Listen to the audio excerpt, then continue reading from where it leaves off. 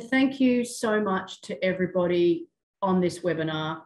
It is wonderful to see you all, quite a few familiar faces. I just want to say thank you and congratulations, because you got your students through this year. And I had occasion to reflect on this because finally the borders between New South Wales and Victoria are open, and I managed to sneak down to Melbourne this weekend because my parents wanted me to clean out their garage. And so that's what I spent the whole weekend doing. But I also got to celebrate with my younger niece, who, in the same week turned 18 and finished her last exam. I'm sad to say she wasn't actually doing economics for HSC. She did some related subjects. My older niece is doing commerce law.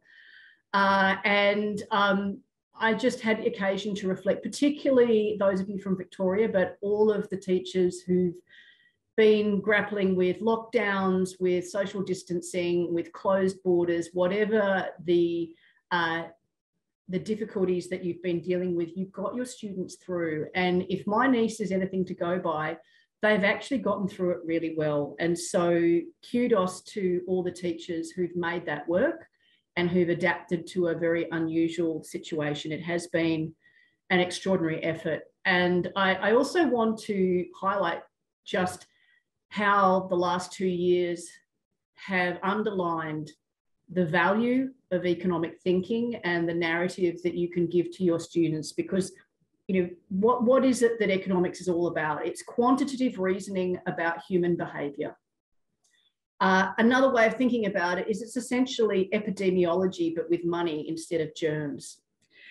And people will understand, just how important being able to see how people respond to incentives, see how people respond to constraints.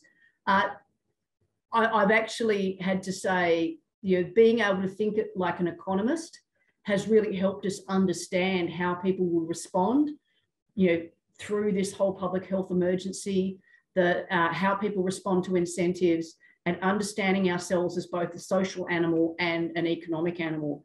I can see there are many uncertainties. I never thought I would preside over forecast errors of this magnitude. Prior to the pandemic, my team would sort of beat themselves up if they missed by a 0.2 instead of a 0.1. Now it's like 5 percentage points on GDP wrong. These are the sort of things we deal with at the moment. So there are indeed still a lot of uncertainties, but that also means there's a lot of really fascinating questions. And I am sure that some of your classrooms have suddenly broken out into but how are people going to respond to this? And, that JobKeeper ending and borders opening and, problems in supply chains. If I'm looking a little flushed in the face, it's because I have just beat my time record for walking up from Barangaroo to make sure I got back on time for this event, because I was doing a lunch for some business people after the statement on monetary policy.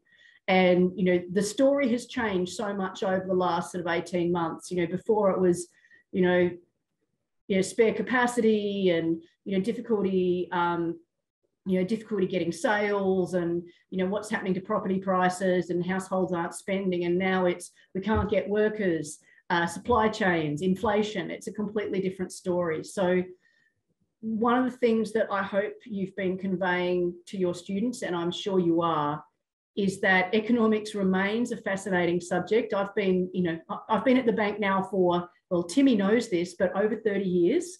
It still remains as fascinating as ever. And I'm sure that, this has been, it's been a difficult year.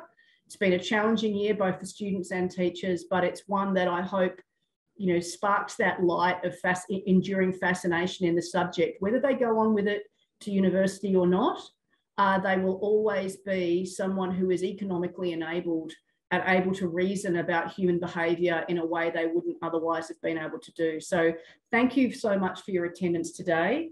And thank you so much for all your efforts over the last 2 years with your students. I think it's one of the things that will help ensure a strong profession and an engaged profession as we go into the next generation. So thank you very much, and thanks for today.